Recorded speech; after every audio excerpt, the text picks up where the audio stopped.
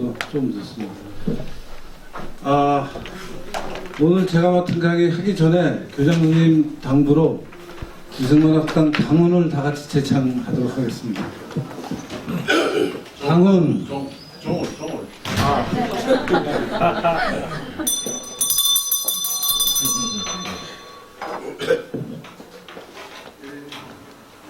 제가 먼저 하나요? 같이 하죠. 뭐. 우리는 이승만 대통령의 건국기념을 받든다. 우리는 자유롭고 독립적인 개인이다.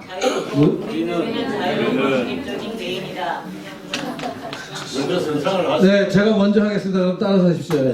3. 우리는 근명과 협동의 신뢰 사회를 구축한다. 4. 우리는 자유와 정의가 지배하는 나라를 건설한다.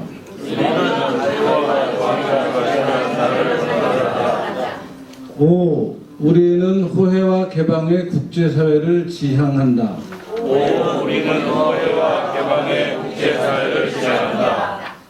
6. 우리는 진실을 추구하며 명리에 현혹되지 않는다.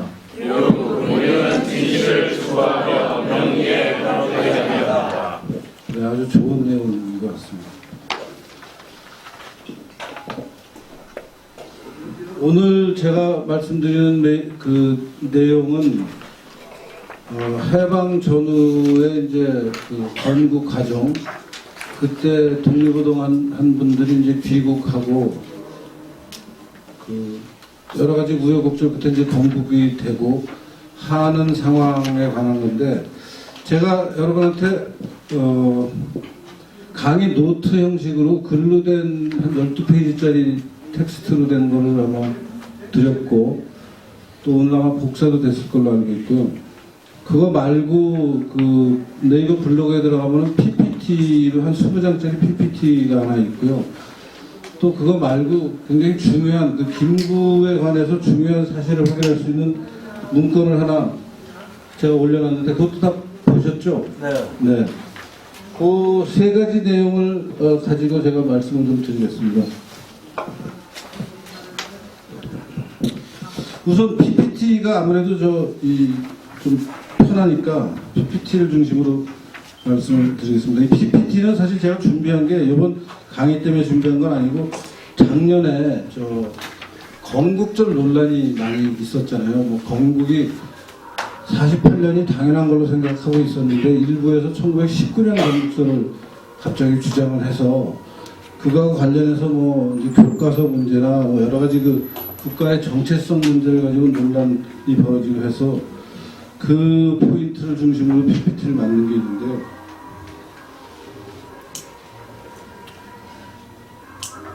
네, 건국 논란이 벌어지는 까닭, 그 다음에 건국 논란이 벌어짐에도 불구하고 대한민국 건국일은 48년 8월 15일로 봐야 된다.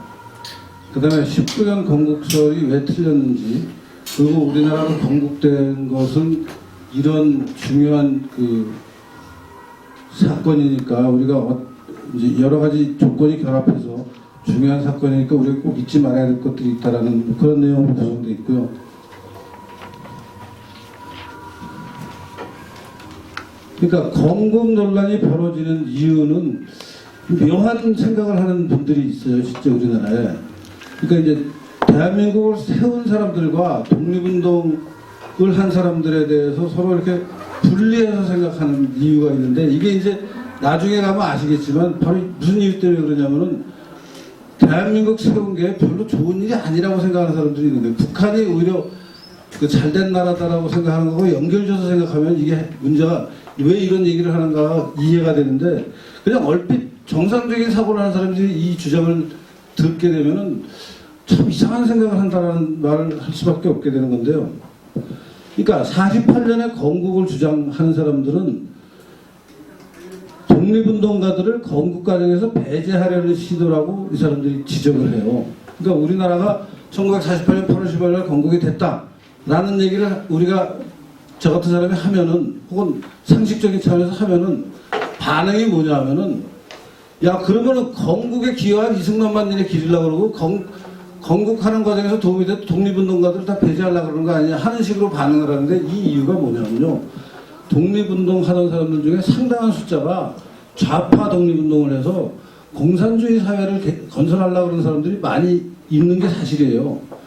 이 부분을 계속해서, 근데 사실은 나중에 가서 이제 사례를 구체적으로 들겠지만, 우리가 일제를 상대로 싸워서 일제가 패망을 했다. 그것도 또 굉장히 논란이야. 우리가 싸운 게 아니라 미국이 싸웠어요, 사실은. 그것도 하여튼 뭐 일제랑 싸운 사람들 중에 우리도 끼어 있다라고 얘기할 수 있으니까. 그래서 이제 일제가 패망을 했는데, 그러면 그 패망한 자리에 어떤 나라를 세울 거냐 해서 우리 같은 사람들은 당연히 대한민국 자유민주주의 국가를 세워야 되는데, 의외로 그 자리에 공산 사회주의 국가가 들어와야 됐었다라고 생각하는 사람들이 많이 있는 거예요. 그 사람들이 보기에는 자유 대한민국을 세운 사람들만 기리는 거 아니냐, 이런 의심을 하는 거예요. 그런데 사실은 건국하고 독립운동은 연결된 거고, 이제 이 독립운동 중에 일부는 사회주의 국가 건설을 향해서 나갔죠. 실제 그래서 북한의 공산주의 정권이 섰고, 그러면은 독립운동 하다가 북한 공산주의 정권에 기여한 사람들을 우리가 어떻게 평가할 것이냐 하는 게 굉장히 까다로운 문제가 되죠. 그리고 당연히 6.25 전쟁도 벌어지고 그 이후의 역사를 보면 북한 공산주의 정권의 건설에 적극적인 역할을 하는 사람들은 우리가 기릴 수 없는 거 아니냐. 다만 독립운동하는 과정에 공이 있었던 거는 그들이 인정을 하고, 그 이후의 행적을 보고 이 사람들은 우리가 모범으로 삼아야 될 사람들은 아니다라는 얘기를 해야 되는데, 이제 이게 쟁점이 되는 것 같아요. 그래서 독립운동가들은 항의를 했고, 건국의 주역들은 이제, 그래서 저쪽에서 나오는 논리가 쟤네들은 친일파라는 논리가 그래서 나온 거죠. 쟤네들은 사회주의 국가를 세운 게 아니라 친일파라서 친일 정권을, 또 친미 정권, 친미 친일 정권을 남한에 세운 거다. 건국에 대한 조명이 친일 세력을 미화하고 옹호하기 위한 의도다라고 공격하고, 그래서 건국 기념이 친일파에 대한 면죄부를 주려는 것 아니냐라고 계속 공격하고 있어요. 친일파 프레임을 씌워서. 그다음에 대한민국은 미완의 국가냐, 분단의 책임이 남한에 있다. 그래서 이제 계속해서 이승만이 이제 분단의 원인이라는 얘기를 하게 되는데, 그러니까 48년 단독정부 수립이 어떤 과정을 거쳐서 반만이라도 자유민주주의 국가가 생긴 게 얼마나 중요한 일이고 위대한 일이었나를 거꾸로 해석하는 거죠. 사실은 소위 말하는 그 이승만의 정읍 발언이 나왔을 때 북한은 이미 사실상 공산주의 국가가 가동되고 있었어요. 근데 그 사실은 숨겨놓고 이승만이 먼저 정읍 발언을 했기 때문에 분단이 했다 라는 식으로 얘기하는 걸 일단 설명을 좀 드릴 겁니다. 그래서 최초 자유민주주의 국가 건설의 의미를 퇴색시키려는 시도를 한다.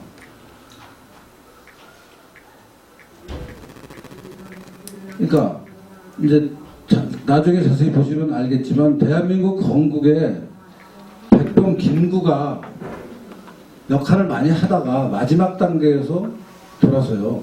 이제 자세하게 제가 설명을 드릴 겁니다. 마지막 단계에서 50선거, 즉 48년 5월 10일 날 있었던 재헌 국회의원 선거, 우리나라에 처음 구성되는 국회의원 선거에 김구는 참여하지 않고 남북 협상을 해야 된다고 하면서 북한으로 가서 김일성하고 협상하는 팀에 들어가죠.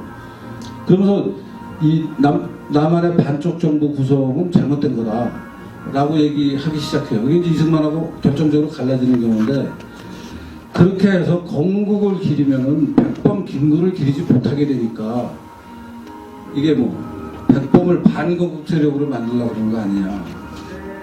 그래서 친일 세력이다. 이제 논리가 이렇게 되는 거예요. 근데 실제 그 당시에 좌우 대립이 있었고, 좌우 대립의 결과로 우리가 공산주의를 물리치고 건국한 사실을 적극적으로 우리가 인식해야 되는데, 그 사실을 계속해서 뭐 남한은 미국과 일본의 앞제비 정권이라는 식으로 해석을 하니까 지금 이상한 주장이 나와서 우리로 하여금 19년 건국이 맞다라는 생각을 하게 만드는 이상한 논리가 퍼지고 있는데요. 자세히 살펴보겠습니다.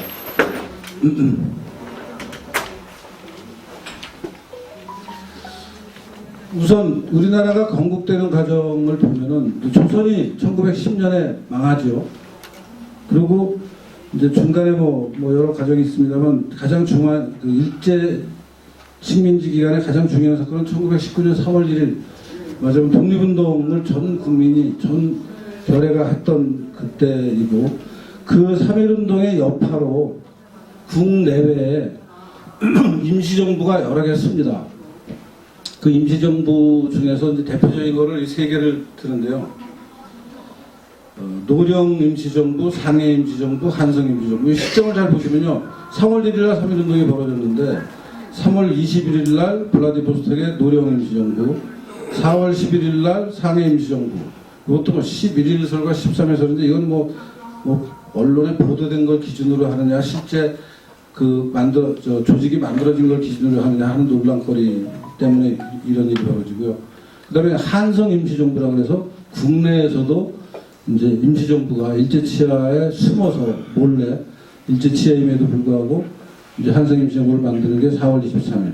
그래서 이 대표적으로 세 가지가 있고 이거 말고도 뭐 실체를 정확하게 확인할 수 없지만 일부 문건에서 조선민국 임시정부, 고려공화국, 간도 임시정부, 신한민국 정부 이런 여러 가지 조직들이 많이 우후죽순으로 벌어집니다.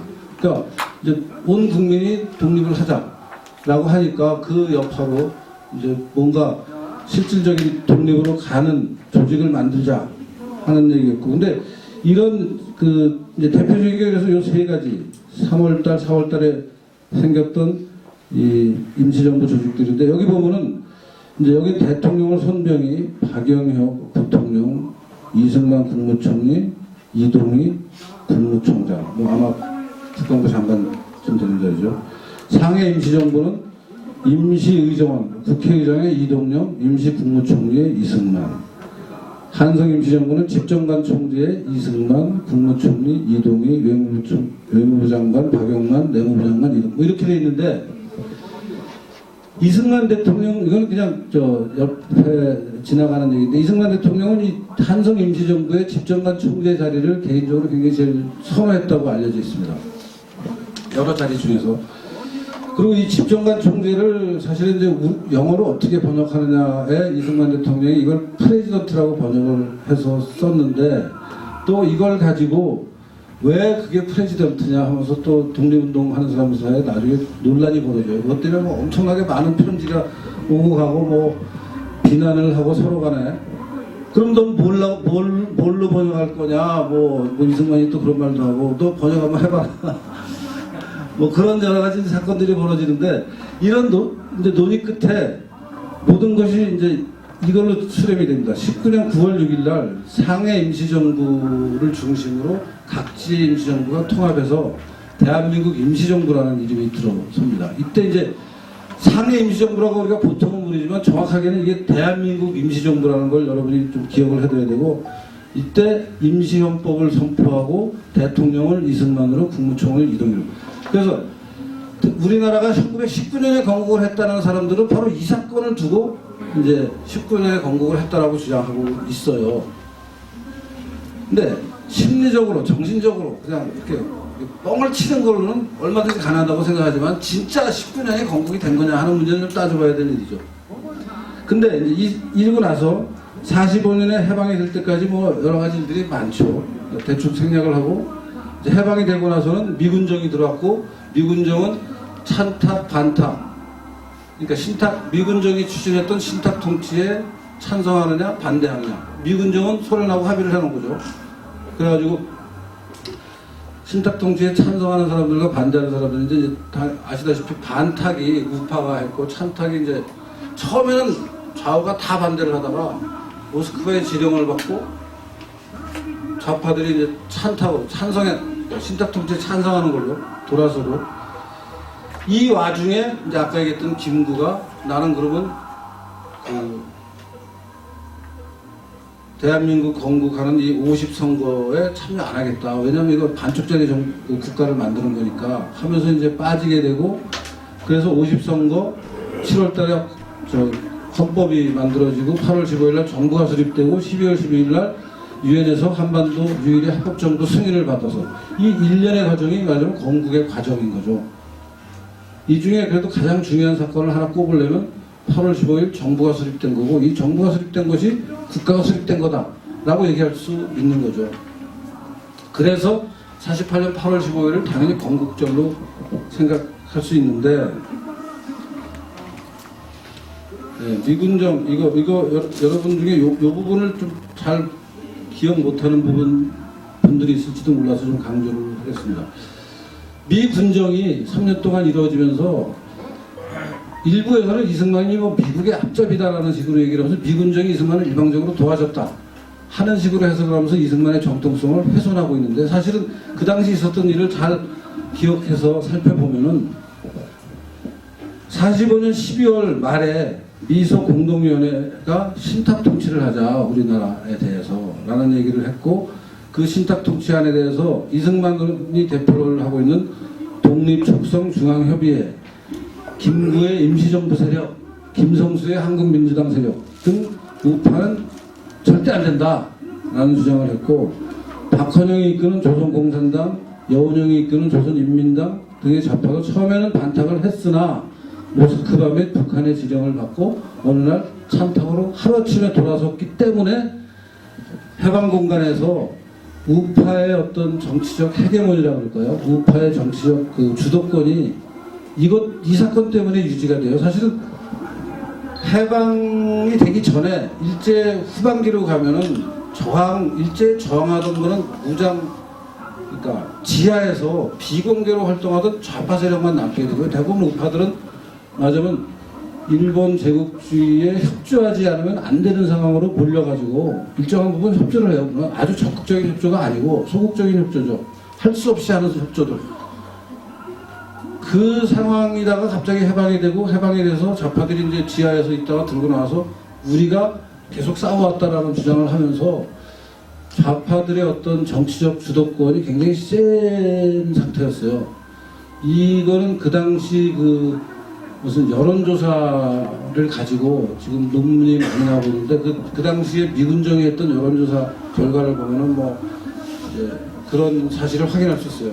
근데 그러다가 우파가 이제 정치적 주도권을 잡게 되는 결정적인 계기는 우리나라를 강대국의 신탁 통치를 일정한 기간 해야겠다라는 안에 대해서 강력하게 반대하면서, 우리가 일제 식민지 기간 내내 기다렸는데 뭘 또 신탁 통치를 받아야 되느냐 하는 주장을 우파들이, 이런 사람들이, 이승만, 김구, 김성수 이런 사람들이 적극적으로 하고, 그것 때문에 정치적 주도권을 잡게 돼요.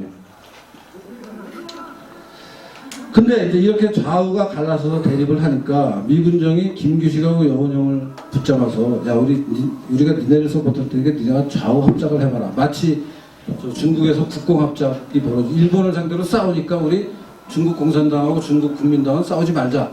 서로 같이 일본 적을 향해서 싸우자. 했던 그런 좌우 합작 노선을 미군정이 채택을 하고, 이승만을 배제해요. 미군정이 이승만을 엄청 구박합니다, 그때. 이승만대로 반발해서 또 그 하지라는 그 당시 미군정 장관하고도 엄청 싸우고 하죠. 그런데 이제 그렇게 해서 이승만이 남한의 미군정으로부터는 미운털이 박혀서 골치 아픈 고집센 늙은이라는 평가를 받으면서 기피되고 있을 때 이 사건이 벌어지는 거예요. 47년 3월에 미국 대통령 트루만이 냉전을 알리는 선언을 해요. 이 사건이 사실 굉장히 결정적인 사건입니다. 그러니까 47년 3월에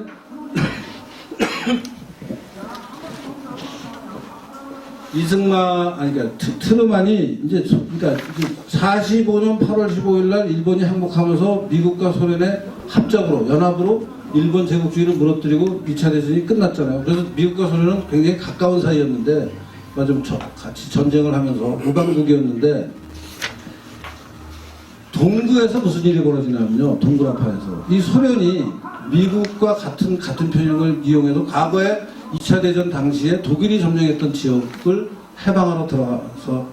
해방군으로 들어가서 거기다가 공산 정권을 계속 만들어요. 동그라파에 공산주의 정권을 계속 만드는 게 이제 미국이 확인할 수 있었고, 야, 이렇게 가다가는 유럽 전체가 공산주의에 넘어가겠다. 아시아에서도 똑같은 일이 벌어지겠다라는 걱정을 하면서 이제 트루만이 냉전으로 가야겠다. 이게 전쟁을 해서 소련과 싸울 수는 없지만 절대적 공산 세력이 서구를 점령하게 혹은 아시아를 점령하게 놔둘 수는 없겠다라는 생각을 해요. 그게 이제 이겁니다. 47년 3월 트루만 독트린을 선언하는데 동구 소련의 위성국가 건설을 계기로 미국은 냉전을 선언하고 그 결과 미국의 한반도 정책이 바뀌면서 좌우합작, 미국이 냉전을 택하니까 이제 공산주의랑 뭔가를 같이 손잡고 해보자라는 얘기가 이제 얘기가 안 되는 거죠. 미국 본토가, 미국의 대통령이 그런 얘기를 하니까. 그래서 이승만이 계속 반감을 주장했던 이승만이 이제 미국으로서 당연히 손을 잡을 수밖에 없게 되는 상황이 되고, 사실은 이승만이 이걸 내다봐요. 앞으로 지금은 하지라는 놈이 뭣도 모르고 나를 탄압하고 구박하는데 미국이 바뀔 거다. 그럼 미국 가서 막 로비를 하고 그래요. 또 자기는 세상이 이렇게 바뀔 거라고 생각한다고 미국 가서도 얘기를 하고, 실제 이승만의 예견대로 세상이 바뀌면서 이승만이 남한의 정치 지도를 또 떠오르게 되는 거죠. 그 사이에 이거 보세요. 북한에서 한 일을 보면요, 스탈린의 지시를 받고 45년 10월 해방되고 나서 2달 후에요, 이북 5도 행정위원회라는 걸 만드는데 이게 이미 정부 역할을 한 거예요. 46년 2월 북조선 임시인민위원회라고, 무슨 임시라는 말이 붙어서 뭐 별거 아닌 걸로 생각하지만 용어 전술이고요. 이게 임시 띄워도 되는 거고, 인민위원회라는 걸 만들었다는 건 정부를 만들었다는 얘기예요. 공산주의 용어로는. 실제 46년 3월에 토지개혁을 실시해요. 토지개혁을 한다는 말이 그냥 토지개혁이지 실제 행정력이 따라가지 않으면 할 수 없는 일이에요. 토지는 전체 토지를 누가 얼마큼 소유했는지를 알아야 되고, 그래서 누구 걸 얼마나 뺏어야 되는지, 그래서 그걸 뺏어서 누구한테 어떻게 좀 놀아줄지, 뭐 국가 소유하고 세를 줄지, 이 모든 것을 다 자료를 갖고 있어야 할 수 있는 거니까, 어떤 나라가 토지개혁을 했다라면 엄청난 행정적 인프라스트럭처가 깔려 있는 거예요. 그러니까 국가가 없으면 할 수 없는 일이에요. 그걸 46년에 해요. 해방되고 나서 1년도 안 돼서. 이미 북한은 그러니까 공산 정권이 들어와 있다고 봐야 돼요. 들어왔어요. 그걸 보고 이승만이 우리 남한이라도 그러면 자유민주주의 국가를 세우자라고 한 게 정읍발언이에요. 근데 그 정읍발언을 보고 이승만이 분단의 원흉이다, 정읍발언 때문에 분단이 됐다고 얘기하는데, 그게 아니고 북한에서 공산 정권이 섰기 때문에 우리는 어쩔 수 없이 남한만이라도 자유민주주의 국가를 만들자라고 한 게 이승만이니까, 이승만 덕분에 나라가 쓴 거죠. 아니었으면 우리 다 적화된 사회주의 국가에 사는 거고. 그래서 아까 말로 돌아가서 이제 국제 정세로 돌아가면요, 이제 좌우합작을 포기하고 미국이 한반도 문제를 유엔으로 넘겨서, 유엔은 47년 11월 한반도에서 인구비례 총선을 하자라고 결의해서 당연히 북한까지 포함해서 총선을 하고, 그 선거의 결과를 가지고 우리가 50선거 결과를 가지고 정부를 수립했듯이 전체 국토에서 하자라고 했는데 북한이 반대하는 거죠. 보세요.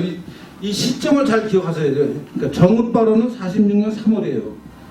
토지개혁은 46년 3월. 북한은 이미 토지개혁과 같은 국가적 사업을 하고 있으니까 이승만이 하다 못해. 이걸 뻔히 보면서, 야, 북한은 저러고 있는데 우리는 전혀 나라를 만드는 절차를 밟지도 못하고 있는 거 아니냐. 그렇다면은 남한만이라도 정부를 만들어야 되는 거 아니냐 하는 얘기를 해요. 이 시점, 46년 3월하고 북한에서 있었던 이런 사건들. 그 다음에 이런 발언 끝에 결국 유엔으로 가는 과정, 요거를 잘 이해하셔야 됩니다.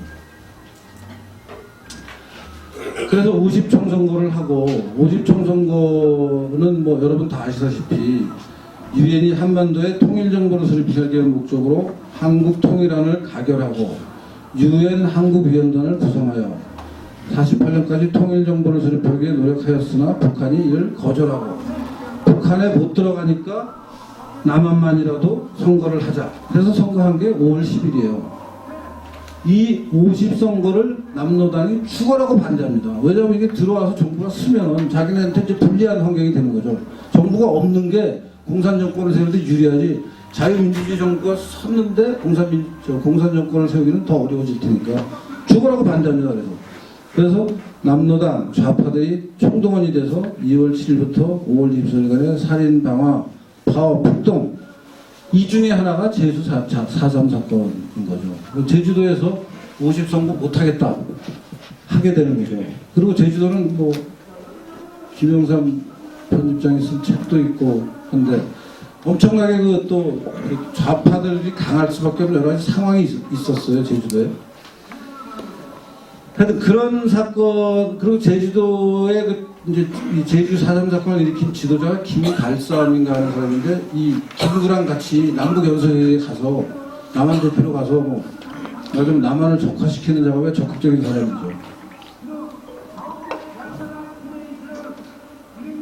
그래서 이제 선거가 있었고, 유엔이 승인을 해줘. 아까 얘기한 대로 재헌 국회가 헌법을 만들고, 정부가 쓰고 유엔이 승인해 주는데 찬성 48, 반대 6 기권이 절대적으로 유리하게 통과가 되고, 임시위원단의 감시와 협의가 가능하였으며 또 한국 국민의 대다수가 거주하고 있는 한국의 지역에 대해 실효적 지배권과 관할권을 가진 합법정부가 수립되었다. 동정부는 한국의 동지역의 유권자의 자유의사의 정당한 평이자 임시위원단에 의해 감시된 선거에 기초를 뒀다는 것. 또한 동정부가 한국의 유일한 정부라면서 선언한다. 이게 유엔의 결의안이고 남한의 정통성을 국제적으로 인정받게 되는 거죠. 근데 이 영어 원문을 이상하게 해석해서 또 사기치는 사람들이 있어요, 지금. 그래서 48년 8월 15일을 건국절로 봐야 되는 이유는 이거예요. 학문적으로 보면은 국가라는 게 성립하려면 그 국가가 관할하는 영토가 있어야 되고, 그 영토에 사람이 살아야 되고, 그 영토에 사는 사람들이 독자적인 의사결정, 주권이라고 얘기하는 서번티를 가져야 되고, 그 서번티를 다른 나라가 야 니네는 그래, 니네 나라의 문제는 니네가 결정할 권리가 있다 라고 국제적으로 인정해주는 이 네 가지가 다 결합이 돼야 맞으면 국가로 인정을 받게 되는 건데, 상해 임시정부에 뭐가 있었어요? 영토가 있었어요? 빌딩 2층 건물 하나 있었죠. 가보시면 알겠지만 손바닥만한. 국민이 거기 얼마나 있었어요. 거기서 의사결정하는 거를 다른 나라가 이건 존중해줘야 된다는 대접을 받은 적도 없고, 외교적 승인은 당연히 없었고. 그래서 48년 임시정부와 48년 건국된 정부와 19년 임시정부를 비교하면요, 19년은 국가의 3요소, 영토, 국민 주권을 전부 갖추지 못하고 임시인 정부고, 국민은 일제 치하에 놓여 있었고, 한반도 전체는 일제의 지배권 하에 있었고, 임시정부는 국제사회에서 주권을 전혀 인정받지 못하였는데, 48년에 세워진 정부는 주권 재민의 권리 행사를 통해서 헌법, 정부 수립했고, 국민 영토 주권을 모두 갖추고 국제사회에서 승인까지 받았으니까 이거는 더 이상 논의할 여지가 없이 48년 8월 15일이 대한민국이 시작한 날이다 라는 결론이 나야 되는 일인데,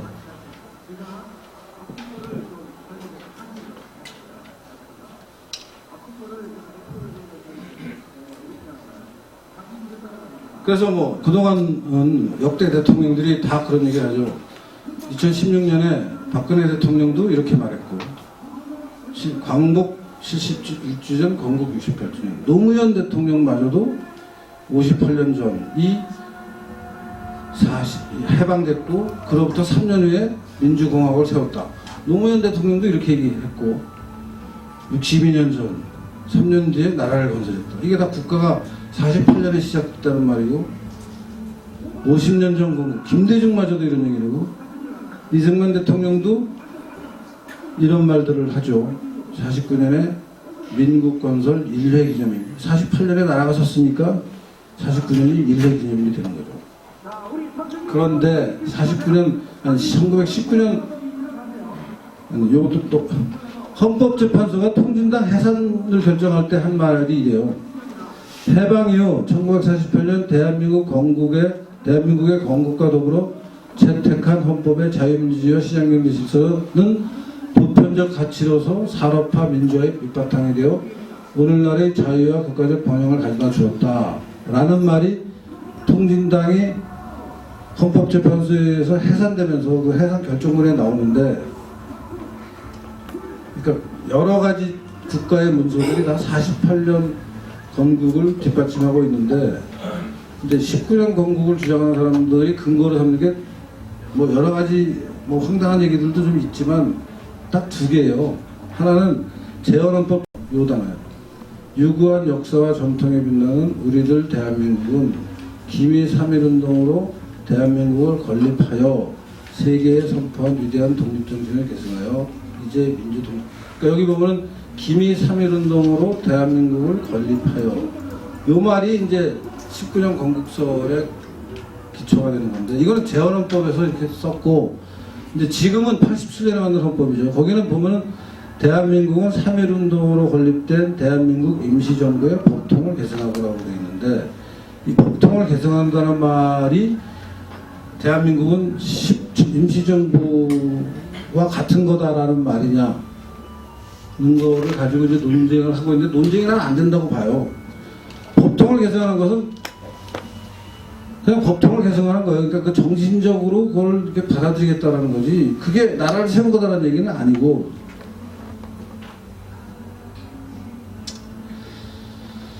그래서 그러니까 19년에 3.1운동을 하고 그 3.1운동의 영향을 받아서 우리 민족이 각성해서 48년에 독립을 했다라고 해석하면 무슨 문제가 되는지를 모르겠는데 계속해서 19년 건국을 주장하고 있고요. 그 다음에 이제 또 하나는 요거예요. 48년 9월 1일 발행된 정부가 내는 그 소식지가 있습니다. 정부의 무슨 부처에서는 뭘 했다. 그래서 주로 법령과 뭐 시행령 같은 거를 전체 이제 그 공무원 조직에 배포하는 게 관보라는 건데 그 관보 1호에 이승만 대통령이 8월 15일 날 취임하고 처음 발행된 관보 1호에 48년에 발행된 것을 대한민국 30년이라고 표기하니까 대한민국 1년은 1919년이다. 이 논리인데 이 관보가 이런 표현을 한 건 사실이에요. 근데 이 관보가 이런 표현을 한 이유는 이승만 대통령이 독립운동하면서 1919년을 민국 공년으로 해서 그 이후에 자기가 뭐 책도 내고 뭐 팜플렛도 만들고 하면 그때마다 거기서 19년으로부터 지나간 세월을 세워서 민국 3년이다, 10년이다, 20년이다를 썼어요, 실제. 근데 그런 이승만 대통령의 행태를 보고 아마도 관보 만드는 사람이 그냥 그렇게 해준 거죠. 지나치게 맞으면 알아서 한 건데 그래서 이 기록 하나가 19년이 대한민국 건국이다라는 걸 얘기할 수 있는 증거 자료 하나가 있긴 한데 이 자료 말고는 전부 아까도 봤지만 뭐 지금 대통령이 몇 대 대통령이다 그러면 1대 대통령이 이승만이에요. 그리고 사실 또 따지면 임시정부 대통령도 아까 보셨다시피 또 이승만이에요. 그래서 이 관보 1호에 왜 민국 30년이 들어갔느냐 하는 것은 이거예요. 이거. 취임 전에 국내외 독립운동을 하면서 스스로 생산한 문서에 19년을 기점으로 민국 공공년이라는 표현을 즐겨 써왔어요. 이승만이 독립운동하면서 만든 서류들, 문서들, 책자들에 보면 그렇게 돼 있어요. 그거를 관보 만든 놈이 그냥 따라 한 거예요. 생각 없이. 누가 만들었는지 모르겠는데. 네, 이게 이제 그 역사학계에서 원로들이라는 사람들이 뭐 맨날 나오는 것도 있어요. 그 사람들이 이제 이런 말을 하는데 한번 읽어볼게요. 이 말을 읽으면 잘 이해가 잘 안 되는데 이게 그 19년 건국을 주장하는 사람들이 하는 말이에요. 48년 8월 15일 이후 이거 45년인데 48년이네. 건국운동에 참여한 사람 즉 반민족 행위자인 친일파라 할지라도 대한민국 건국에 참여하면 건국공로자가 되고 김구 선생처럼 평생을 독립운동에 바치고 해방 이후 단독정부에 반대하여 대한민국 정부 수립에 참여하지 않은 유수한 독립운동가들은 모두 반국가사범이 되고 맙니다. 헌법에 명시된 임시정부의 보통성과 선열의 독립운동을 부정하고 민족 반역자인 친일파를 건국의 주역으로 탈바꿈하려는 역사 세탁이 바로 1948년 8월 15일 건국절 주장의 본질이다. 이게 이제 이 사람들의 본심을 드러내는 말인데 이거 보면요 핵심이 이거예요. 이거 45년이라고 해야 되고 그러니까 여기 보세요. 45년 8월 15일부터 3년 동안 건국운동에 참여한 사람 즉 친일파라 할지라도 대한민국 건국에 참여하면 건국공로자가 되는 거 아니냐. 그러니까 일제 때 친일을 했는데 일제가 패망한 45년 8월 15일부터 우리나라가 건국되는 48년 8월까지 3년 동안에 과거에는 친일하다가 이제 건국하는데 열심히 기여를 해서 그 사람이 건국의 공로가 있으면은 그 사람들을 기리려고 48년 8월 15일을 건국절로 하려고 그런 거 아니냐. 그거를 한번 뒤집으면은 김구 선생처럼 평생을 독립운동을 하다가 아까 설명드렸다시피 48년 5월달 선거에 김구는 참여를 안 하고 보이콧하거든요. 그러니까 김구는 건국에 기여를 안 했다라는 결론이 나는 거죠. 그러면 그 사람들을 평생을 독립운동에 바치고 해방이후 단독정부, 그러니까 남한만의 단독정부 수립에 반대해서 대한민국 정부 수립에 참여하지 않은 김구와 같은 유사한 독립운동가들이 모두 반국가사범이 된다. 이거 왜 반국가사범이 되는지는 모르겠는데, 그러니까 요 대목이 이 사람들이 하고 싶은 말을 잘 들으면 말이에요. 건국에 참여했다고 해서 친일의 면죄부를 주자는 거 아니잖아요. 건국에 참여한 건 참여한 거고 친일은 친일한 거고 따로 분리해서 조합이 이제 여러 가지 조합이 나옵니다. 이따가 이제 구체적인 예를 들 텐데요. 이 조합이 복잡하게 나오면 이걸 어떻게 할 것이냐는 문제가 좀 어려워요. 그렇지만 해결을 하면 돼요. 건국 과정에 적극적이지 않았다고 해서 반국가 사범으로 몰아붙이는 것도 아니잖아요. 김구가 우리나라 세우는데 적극적인 역할을 안 했으니까 너 반국가 사범이다 라고 하는 건 아니잖아요. 그냥 안 했다고 얘기하는 거지. 오늘날 대한민국에 그와 같이 생각하는 사람은 없지 않느냐.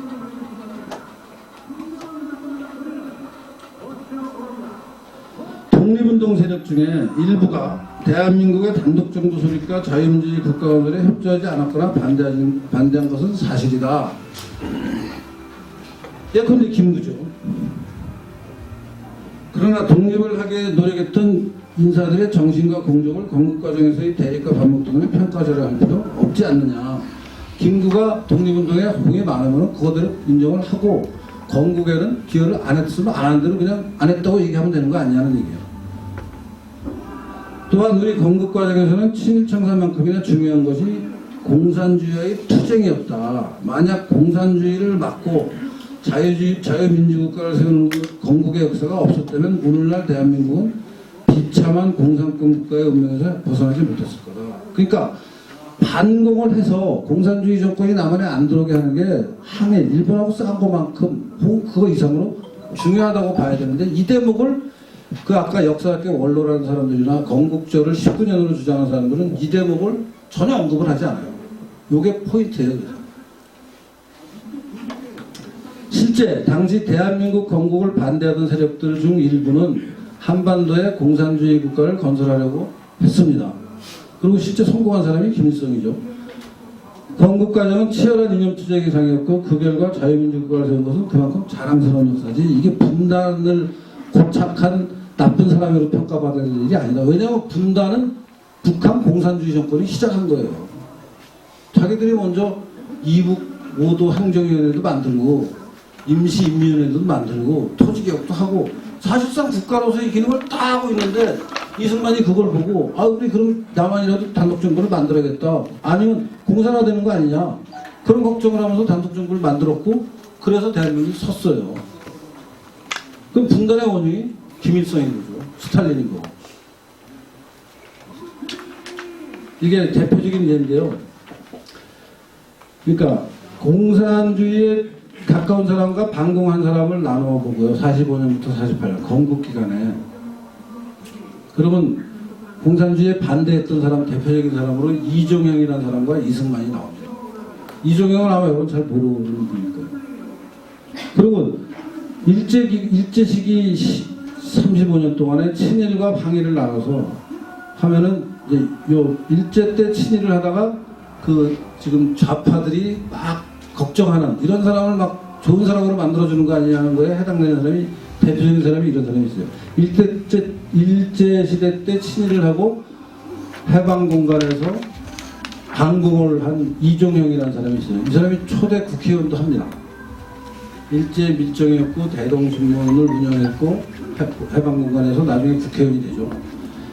반대 케이스로 가서 보면요, 뭐 친일하고 친구한 경우는 굳이 얘기 안 해도 될 것 같아서 이제 항일 한 사람들로 가면 김원봉, 그 영화 주인공으로 나온 김원봉, 여운형 뭐 이런 사람들이 이제 근데 이제 공산주의로 이 사람들이 해방공간의 공산주의자가 되죠. 김원봉은 그러니까 일제시대 때 의열단 활동을 했고 나중에 해방이 되고 나서 북한으로 가서 북한의 노동부 장관이 됩니다.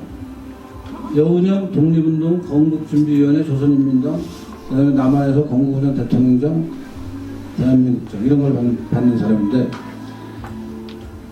침공을 했는데도 남한에서 이 사람한테는 이런 상을 줬어요.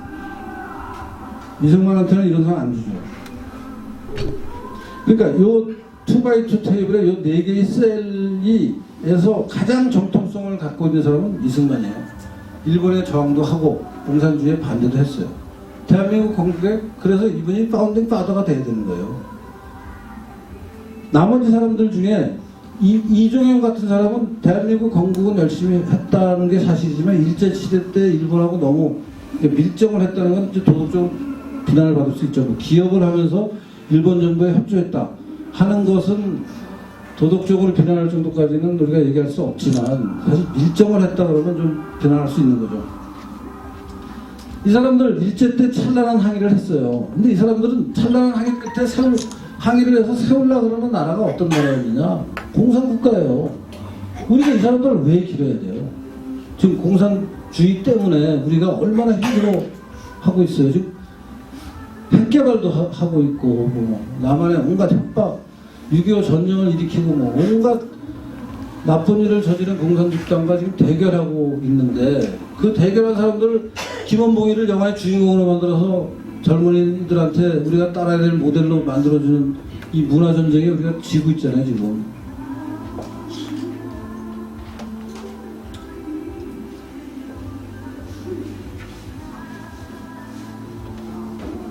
(48년에) 우리나라가 건국된 건 여기 한쪽 끝에 파란색으로 건국된 거는요 사실 유라시아 대륙 전체가 이렇게 빨갛게 물들었을 때 이승만 덕분에 이걸 했던 거예요.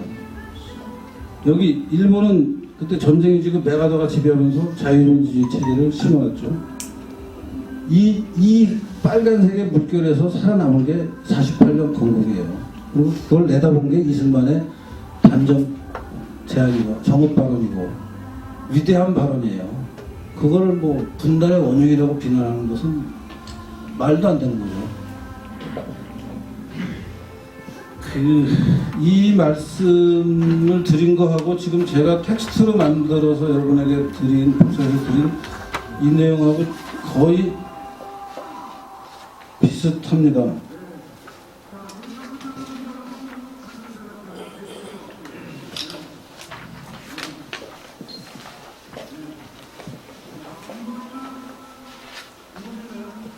조금 더 말씀을 드리고 휴식 시간을 갖겠습니다. 지금 휴식하고 또 얘기하려니까 좀 복잡할 것 같아서.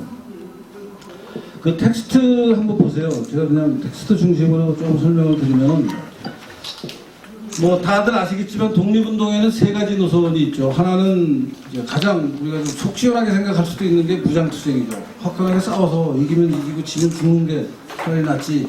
뭐 이렇게 비굴하게 살면서 일제에 협력을 했느냐 안 했느냐 하는 말을 듣느냐 하는 식으로 얘기하는 사람들이 가장 이상적으로 생각하는 무장투쟁인데 이 실제 무장투쟁을 해서 일본과 싸운다는 것을 한번 구체적으로 생각하면 이게 얼마나 황당한 일인지를 생각할 수 있어요. 일본은 그때 당대 최고의 군사력을 가진 나라고 그 군사력을 배경으로 지금 우리나라도 점령하고 아시아 전체를 석권하고 있는 판이었는데 우리는 독립운동을 한다고 뭐 권총 한 자로 소총 한 자로 매고선 만주벌판에 뭐 1명, 2명, 5명, 10명, 20명이 몰려다니면서 일본 군대랑 싸우겠다고 하는 게 기상은 좋지만 사실 생각해보면은 지금 어디 뭐 지리산에 들어가서 나만 때려 부시자 그러면서 알카에다가 무슨 우리나라에 지부를 내가지고 대한민국 정부를 뒤집어 엎겠다고 하는 정도의 활동을 하자는 거니까 좀 황당한 거죠.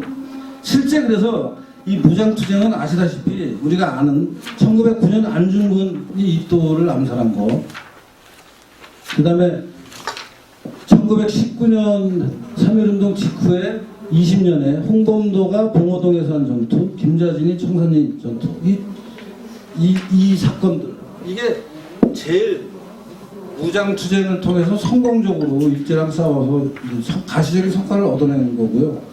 이거 이후에는 한참을 10년 넘게 별 성과가 없다가 그 다음 문단입니다. 32년에 김구가 이끈 임시정부에서 이봉창하고 윤봉길이 의거를 하죠.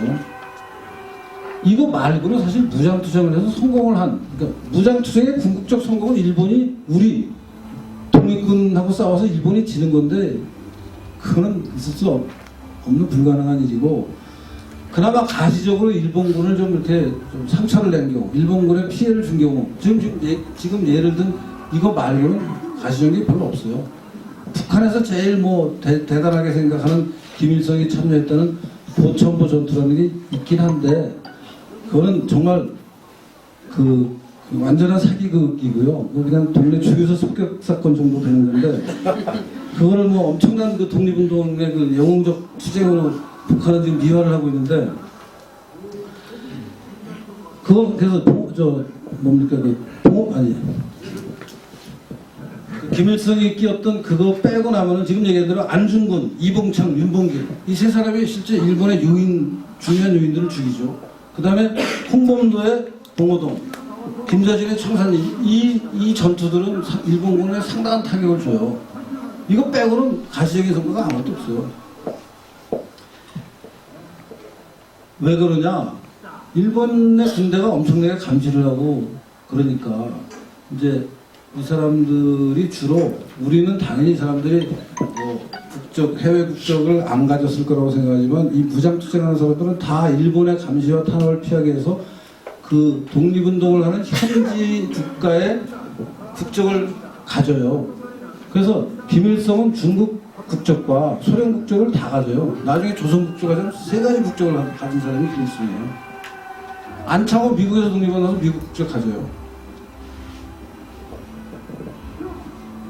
우리가 아는 그 상해 임시정부의 중요한 요인들 다 중국 국적자예요. 중국 국적만 가진 게 아니라 중국 공산당 당원이에요.